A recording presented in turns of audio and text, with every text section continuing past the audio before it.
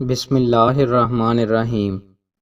رسول اللہ صلی اللہ علیہ وآلہ وسلم نے ارشاد فرمایا، اللہ تعالیٰ فرماتا ہے میرا بندہ میرے بارے میں جو گمان کرتا ہے میں اس کو پورا کرنے کے لیے اس کے پاس ہوتا ہوں، اور جب وہ مجھے پکارتا ہے تو میں اس کے ساتھ ہوتا ہوں۔ رسول اللہ صلی اللہ علیہ وآلہ وسلم نے ارشاد فرمایا، سونا اور ریشم میری امت کی خواتین کے لیے حلال کیا گیا ہے اور اس کے مردوں پر حرام کیا گیا ہے۔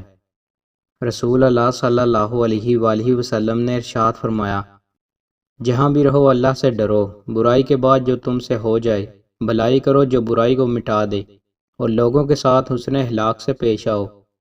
رسول اللہ صلی اللہ علیہ وآلہ وسلم نے ارشاد فرمایا، تم میں سے کوئی شخص کھڑے ہو کر ہرگز نہ پیے، اور جس نے بھول کر کھڑے ہو کر پی لیا وہ کیا کر دے۔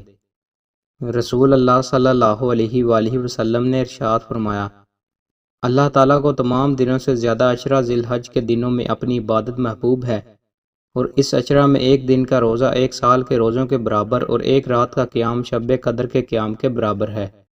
رسول اللہ صلی اللہ علیہ وآلہ وسلم نے ارشاد فرمایا، اس کا کوئی ایمان نہیں جو امانت کی پاسداری نہیں کرتا، اور اس کا کوئی دین نہیں جو عہد کی پاسداری نہیں کرتا۔ دوستوں، مزید اچھی ویڈیوز کے لیے ہمارے چینل کو سبسکرائب لازمی کریں۔ بہت شکریہ۔